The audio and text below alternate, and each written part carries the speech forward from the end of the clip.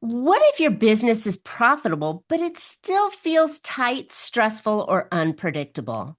That pressure may not be coming from a lack of sales. It may be coming from unclear numbers, cash flow surprises, scattered decisions, or a business plan that looks good on paper but never made it into daily operations.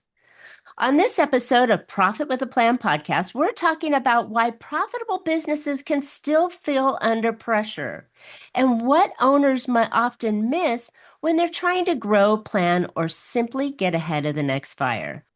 You'll hear how business clarity helps owners make better decisions, why quick wins matter more than complicated plans, and what cash flow can reveal before the bigger problems show up. So if you've ever looked at your revenue and thought, why doesn't this feel easier yet? Yes, this conversation will help you see what might be happening underneath the surface.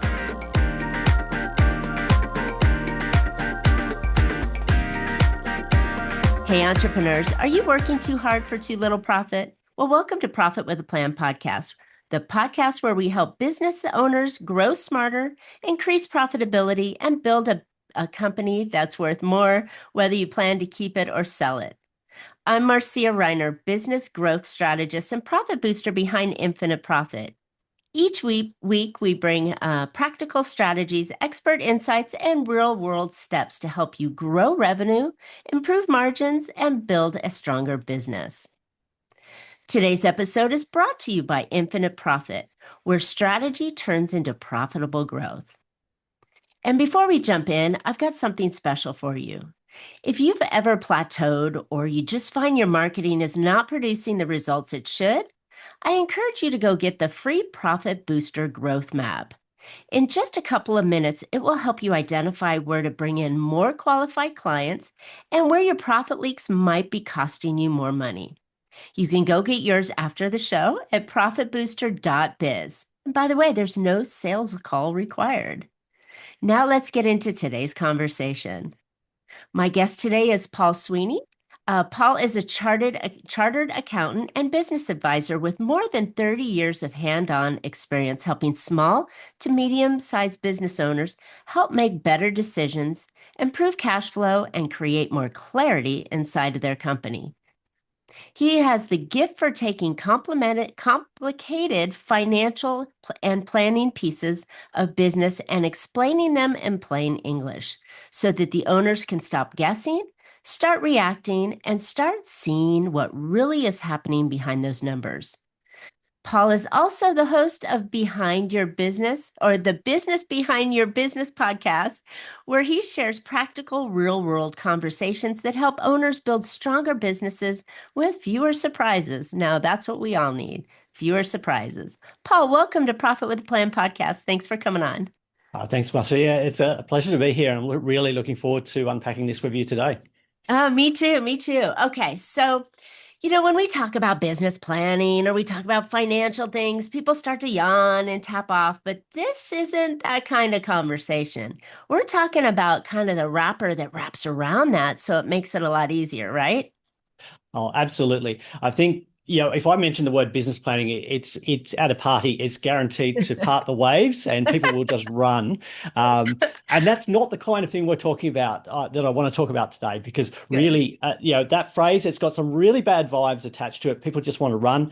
It's probably the fastest way for me to clear the room other than talking about taxation. So, Oh my gosh, isn't that the truth? Coming from a financial planner in my previous life, yes, right up there with when you're sitting on an airplane and someone asks, "What do you do?" and you say, "I sell insurance," and they immediately turn away from you. It's because I think it's something that has to be done that's really boring. People don't do it. They build out this long thing and then it sits somewhere in the corner and they never look at it again until someone reminds them that they got to do it again next year. And that's really sad for me. I'm a firm believer that a business plan ought to be a living, breathing document that you work off of and create the company and the goals that you really want out of it. And it's kind of that roadmap. Um, but yeah, that's just me, someone who likes financial plans. well, well, look, I love financial plans. I love business planning and I love the detail because that's the accountant in me coming out. But when we think about those long plans, and everybody, when we mention business plan, people are thinking that 40 to 50, 60 page document that goes into a lot of detail With about dreams, tons of dream, dreams. tons of dreams, competitor analysis, market analysis, why we're going to be super. When we think about it, we've spent all of that time creating a large document to persuade somebody else that you are worthwhile, that you're worth lending money to, worth investing in, that you're going to be successful.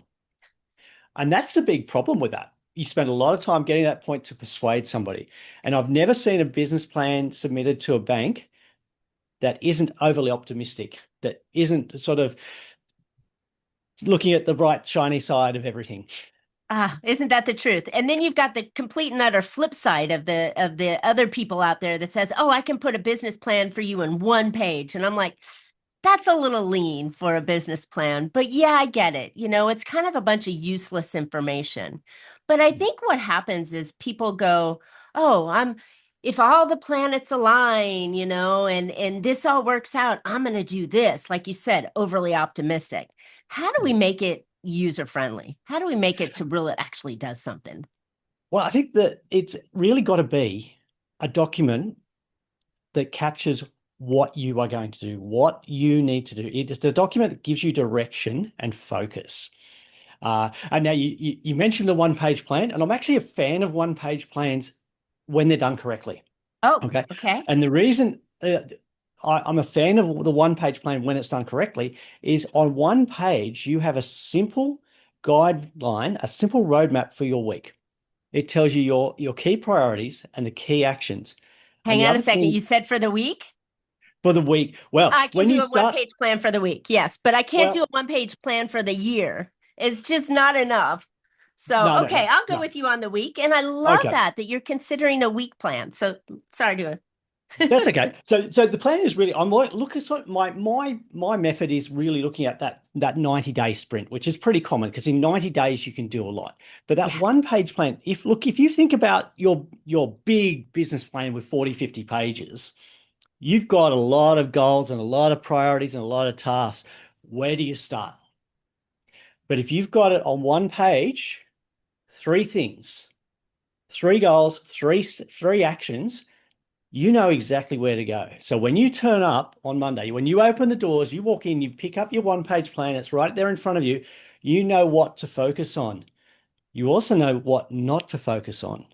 And that is where we get clarity because we know exactly what we need to do, not the things that we don't need to do that might help us feel productive, help us move forward and make us feel good, but they are not the ideas, they are not the tasks, they're not the actions that we need to focus on for our business right now. So that's why we've got Uh, that one page. And the other thing with one page, I can put that up in my workplace. I can put it up on the fridge or the notice board or wherever. But it's very clear to everybody in my organization what our goals are and what the focus is for us. So we know that. And my team will call me out if I start going and getting distracted and trying to focus on something else that's not the priority for us right now. ah, And that focus, that clarity about what I need to do, because as a business owner, you've got millions of things to do. You've got 100 hats you're wearing. Yeah, it's not hard to come up with a to-do list with 257 items on it. But if you yes. know the things that drive the business forward, the things that you need to focus on that are going to help you increase sales, increase profit, improve cash flow, grow your business, have a business that you can walk away from, what are the things that you need to focus on? You know, you've got so much going on in your life, so much in your business. Three things: focus, clarity. That's how you start the week. I love it. You just made it so freaking simple to be able to go, I'm taking this beast of a company, right? Because we do wear a lot of hats, especially in a younger company or a founder-led company. We're trying to juggle things, and what happens? Something shiny starts sparkling, or a squirrel comes out on the tree, and we go chasing that. And we end up off track. And I love the fact that it's only three things. Now, those three things can have some legs to it, so it doesn't mean to be that they need to be completely simple, but they can have some legs to it. And then I'm actually hearing, I love that you have your team involved, but maybe the team has their three things that support that, and this team has their three things that support it, and everybody's moving towards the same direction. And that's right. Yay. Absolutely. And when you've got your team involved, you actually suddenly tap into a much bigger, more powerful picture of how your business can operate or could operate or maybe should be operating. So in part of the planning process, I like to involve, a senior team, but in our situation, in our company, we involve the whole team. They all have input. And I'll say, like, this is the focus. This is the goal. This is what we're trying to achieve. Come up with every idea that you think that we could use to move that needle forward. Yeah, and at that point, there's no bad ideas. And this is part of the process that I've been using with clients for over 30 years. I've now put that process into a simple format that every business owner can follow. But how we start is we just capture all of those ideas. No wrong ideas, all good. Like that. And then we go through those and we do sort them into priority listings, and we look at what are the things that are the most impact right now? What's going to give us the most impact towards meeting that goal?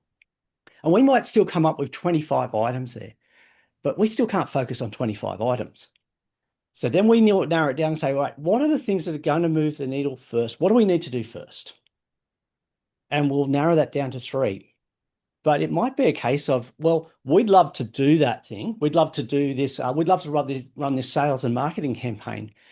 But to do that, we're going to have to pay this consultant to come in and help us because we don't have that skill. But our bank balance says, hey, we don't have the funds to do that right now. So what's something that we can do really quickly to bring in cash? And it might be, we need to look at and say, right, Monday morning, we need a new process for how we start the day in terms of cash flow, how we start the week in terms of cash flow. And this is something that I encourage people to do is Monday morning. It's the Monday morning check-in. You get your cash balance. You've got your list of all your expenses. You know what's going out every day of the month because you've got pretty much everything nowadays is on a direct debit or a monthly or a quarterly cycle. You know all of those with a fair amount of certainty what you're going to be spending out, what's going out of your bank. You know what the starting point is, what needs to come in. And this is where the missing link is, particularly around cash flow, is that a lot of business owners get excited about doing the work or making the sale. A lot of them forget to invoice, and that's pretty bad. But a lot of professionals don't invoice. They just keep doing the work and doing the work and forget to invoice. So you're never going to get paid. That's the starting point. So go back and look at the work that you finished and invoice that. But then the next slide is you've sent the invoice to the customer hasn't paid you. So what are you going to do about that? Okay, if you don't contact them, chances are they're going to think, oh, he's not chasing that money. I've got other bills to pay. I'm going to pay them first. You need to make a plan Monday morning, identify the customers that haven't paid you, that are overdue or that need to pay you this week, ring them. Ring every single one of those. Before you do anything else this week, ring and chase those outstanding customers. Now, that might not be you personally. You might delegate that to somebody else in your team. But in a small business where you're wearing all the hats, that's your first task for the week. Chase the money, get it in. Because without that cash in your bank account, you can't pay those expenses. You can't invest in the marketing team that you wanted. Yeah. Yeah. So that's a quick win. And I like to encourage people on those 3 things that they're focusing on, try and bring in a quick win, which is either going to free up time, resources, or cash flow. And that enables you to do the big things. I love this. So question though, back to the plan a little bit. Do we do this plan? Do we do it, with the 25 things that we're trying to narrow down? That's a bigger planning meeting that maybe we do once a month or once a quarter to get us into the goals of what we're going to do. And we're going to set those things up. So we're not planning every week, right? We're moving towards the longer term objective, that 90-day objective in bite-sized pieces, right? Yeah, we'll bring it down into bite-sized chunks, what we can actually manage. So 3 things is generally the most that you can manage. And when do we decide those 3 things, I guess, is what I'm asking. Oh, okay. So once we've got that big list, then we'll go through and work out, going back to our core goals, what are the 3 big strategies that we want, the 3 big things? So it might be, we want to increase profit by $200,000, or we want to increase our customers by 50. How are we going to do that? So what of those 25 items are going to match those goals. So if we've got something in that 25 items that doesn't actually align with our strategic goal, it's a good idea, but it's not what we need to focus on. So take that off that list, take it off your A list and move that to your B list. Okay. Got it. So, and I like to get people, I like post-it notes because you can pick them and move them on the wall.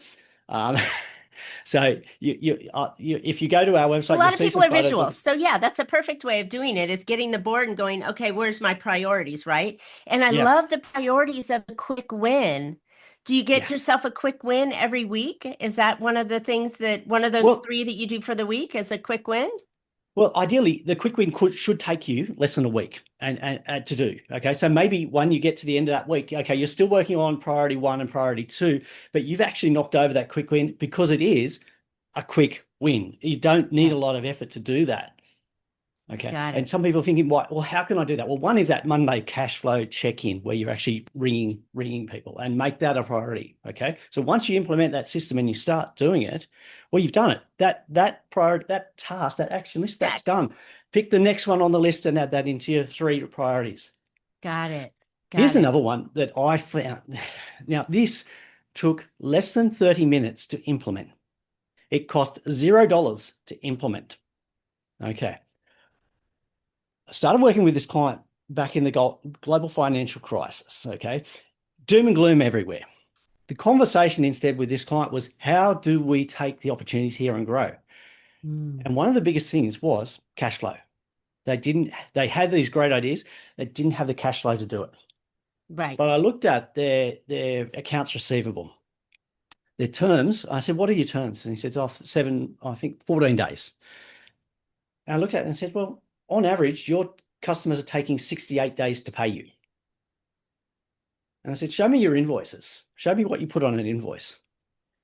And they were using the standard account or the main accounting package that small business in Australia were using at the time. And it on their default invoice, it had this term for payment due and it said net 30 or 14 days or something. In fact, they were saying net 30 days, even though the terms were 14. And I said to him, what does that mean? And he says, what? What do you mean? And it says net 30 days. And I said, yeah. When do I pay you as a customer? When do you want to be paid? And I said, is it net 30 days from when you've done the work, when you send me the invoice, end of month, when I feel like paying you? When do you want? Hey, quick pause here. If you've ever wondered what your next smartest move should be to grow your business, well, I've built something for you. It's called the Profit Booster Growth Map. It takes only about 2 minutes, it's totally free, and it shows you exactly where you're leaving money on the table and what to fix first. Go grab it for free at profitbooster.biz/growth map. Then come right back to the episode. When do you want to be paid? And he says, oh, I want to be paid in 14 days. And I said, well, tell them, but don't put due in 14 days. Put due on 14th of June, because that tells your customer they have to pay you by this date. And if they don't pay you by this date, There's a you're penalty. there's a penalty. There's a penalty, and you're going to be getting phone Bruno's calls coming to saying, break some knees. No, I'm kidding. but within a But no, month, yeah. But I think that's such an easy win that is totally missed because they assumed that it was in the software correctly. yeah, But to make it clear, crystal clear to your customers what you expect. Your customers ask from you to be crystal clear what they can expect. Why don't yeah, we do the same for our customers? I expect you to have, pay me on or before June 14th. yep, absolutely. There's no questions. And Right within there. within a month of that, within a month of implementing that win, that quick win that took 30 minutes to do, zero cost to implement, their cash collection. So it gone from 68 days after the day they invoiced from when they were getting paid on average.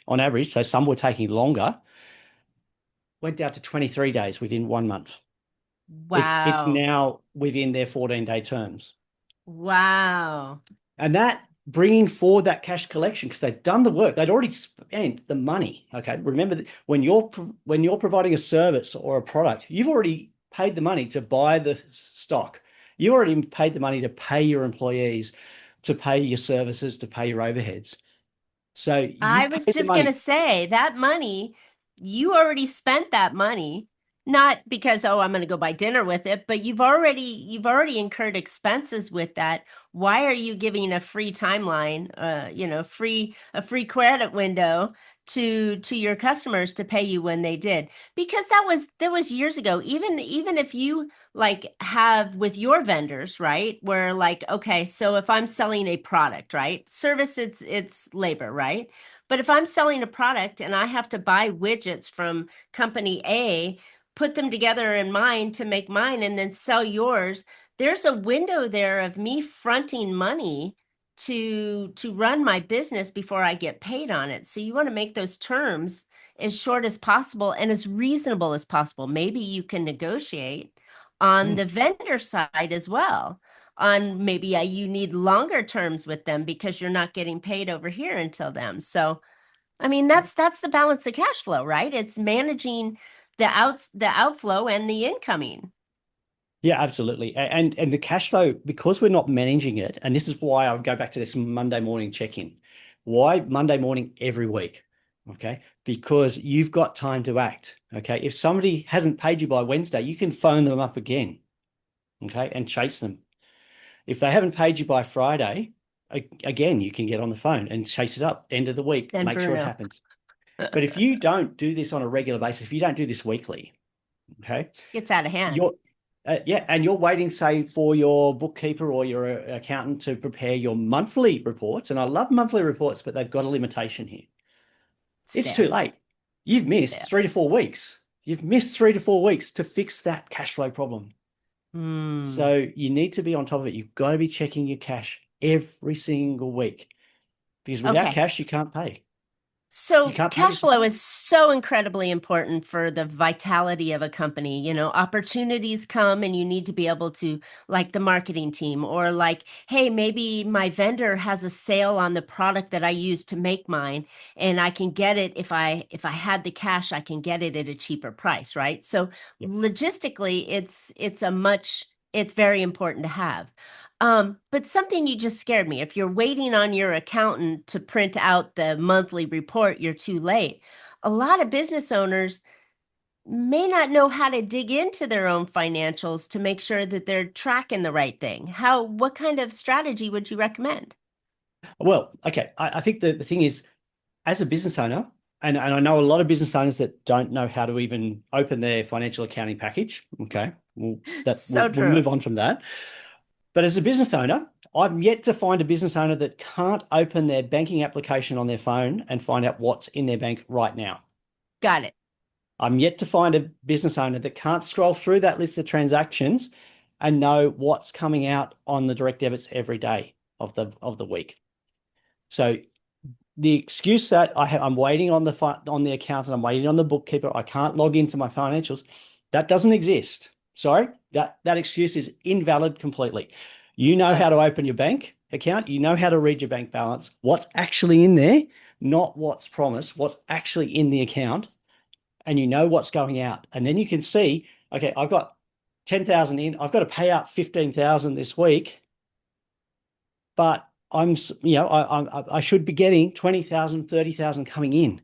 So why is that not happening? Get on the phone, ring it before you do anything else. Before you chase the bright, shiny object, get your cash in. I love it. And here's an idea that just kind of came to me. If you've got a great accountant and you've got a software, which my goodness, you should, and you should have an accountant, that accountant can print or give you a functionality inside of the software where all you do is you go in and you hit that button and it prints out a weekly report of what's outstanding and what's not. So you can, like you said, a little bit of a 30-minute training or a little bit of a 30-minute setup can help you manage this in a way that will allow you to gather the information. So you're not trying to pull it out of your memory, right? You're pulling Yep, it out of actual data from the company, and that report can be just as easy to have the accountant set it up so it prints for you every week. Maybe it's on absolutely. your desk everywhere in your printer every Monday morning when you come in, right? Yeah, it should be.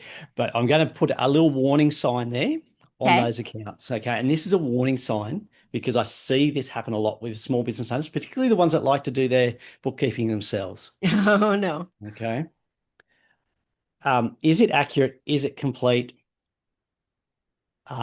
and is it, is it the truth? Okay. Well, Have you got and I everything think, in there?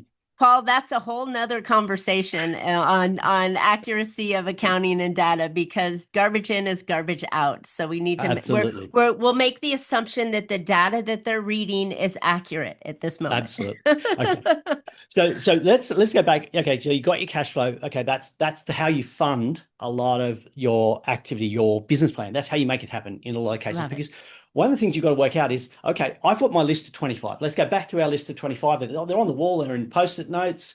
You can read the handwriting because it wasn't me writing it. You got 25, and you might think, okay, that one is I need equipment which is going to cost me $100,000. Okay. Can I get finance for that? Well, the priority might be, okay, let's start organizing the finance, or instead, let's do a cash flow forecast so that we can work out, can we afford to pay for this equipment going forward, but also how much more revenue is this going to generate for us? So it might be a case of, before we actually go and commit to buying it, we need to work out, should we? Okay, so that's the first decision.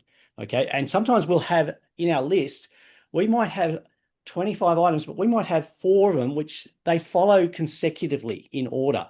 Okay, for number 4 to happen, number 1 has to happen first, and then 2 and 3. So we can't start with number 4.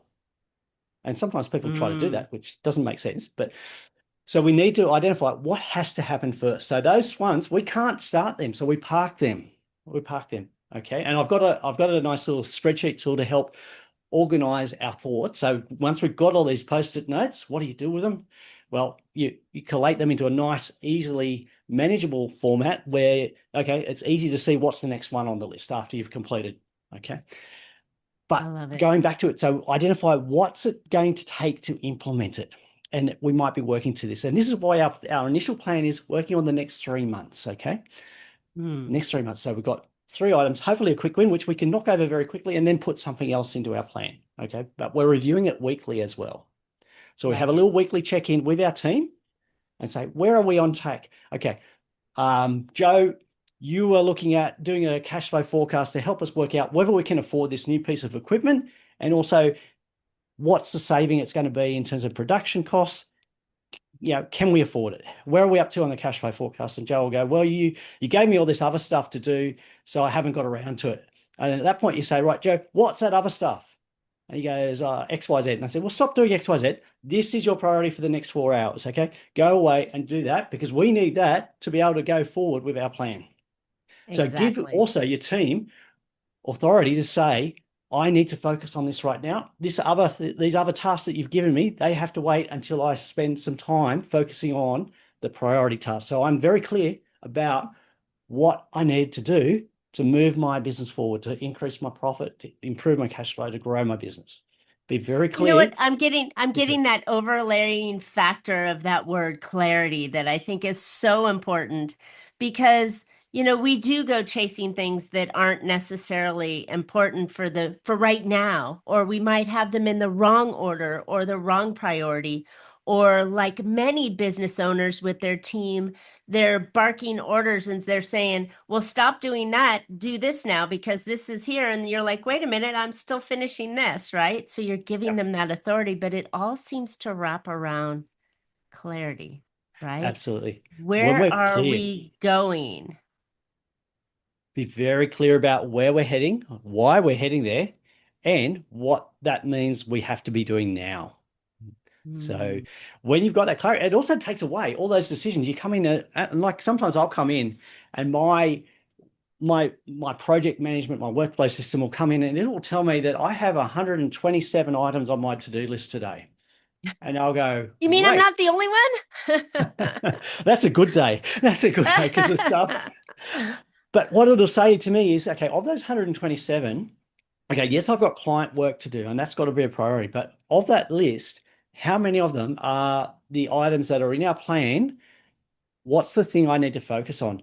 Okay. And I might have other ideas that have snuck onto my to-do list, which are not the priority for the plan. They were ideas that we talked about. But so what I will do is I'll take them and I'll move them into my later column. Okay.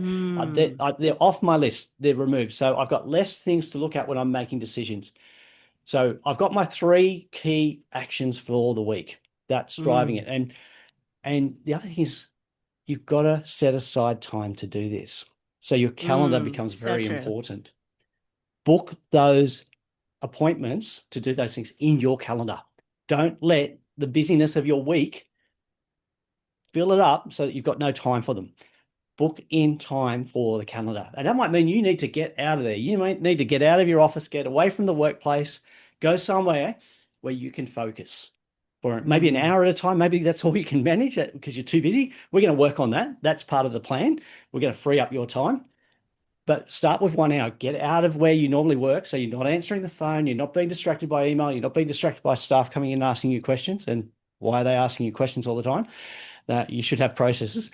Another story, another podcast. But book in an appointment and make sure you allocate time to work on those things. And when you do that, you then move the business forward. You create capacity. You get things done, but you're also very clear about what am I doing when I'm there. When I'm in that 1 hour meeting that I've booked, I've gone to the coffee shop. It's not a case to catch up on your social media. I've got 1 hour to work on my plan or This. how I'm going to make this how I'm going to design my marketing plan. What's the goal of it? What do I need to do? Who do I need to hire? Work on it there. Make that the priority. So we Paul, need to this is be great accountable. because it's not just around financials. It's not just around cash flow. You happen to use it with cash flow because that's your natural lane of looking at your numbers and your data and your financials. But my goodness, you can use this methodology of getting clarity before you start to focus on things and really using your brain map or whatever your business plan that you have with these three things that you do each week. You could do this in every single facet of your business, whether Absolutely. it's the accounting team does this, whether it's the C-suite that's making decisions doing this, whether it's the customer service or the development team or the marketing or the sales team. It's just I'm seeing this process Oh, absolutely. readily Yeah, duplicatable. yeah, absolutely. It's a replicatable process, repeatable process, and it's simple. And the reason it's simple is so that you can do it.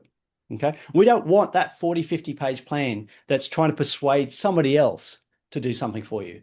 We want a simple, clear, focused plan helping you make decisions about where I'm spending my time right now, what I need to focus on, also what my team needs to focus on, but also your team knows you need to focus on this because the plan is up and it's visible to everybody. And they know, hey, okay, so Paul's gone and he's working on this new service delivery that we've decided we need to have because the government's gone and changed the rules. How are we going to implement it? That's a priority because that's going to lead to more revenue for us. So Right. while Paul's working on that, we're not going to interrupt him with admin calls or what do we do with this client or chase the thing. We know he's working on that. So, but we also know he's booked out that time in his calendar. When he comes back, then we'll ask him the questions. But being Yeah. very And then clear they know about where their we spend our time. process. They know their Absolutely. process that's going to support what you're doing because everybody it's got legs and everybody has their jobs and pieces with it. And so I really like that. All right. Yeah, Paul, we can go on about this for a long time and talk about different areas to really improve in. And like I said, this process, this framework can be used in any section within your company, whether it's the big pieces or the little departmental pieces. The same process works well with it. So where can listeners find out more about you, how they can do this process and really start to get their cash flow going in the right way? absolutely. The easiest way to find me is to search for Paul Sweeney, accountant.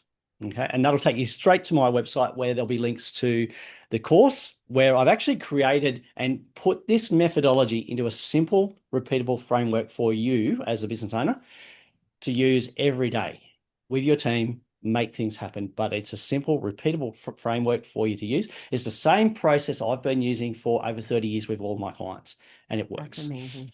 It works. We get great results, clarity, focus, and achieving that results. Better profit, better cash flow, better sales, better lifestyle, better, more Ah, freedom.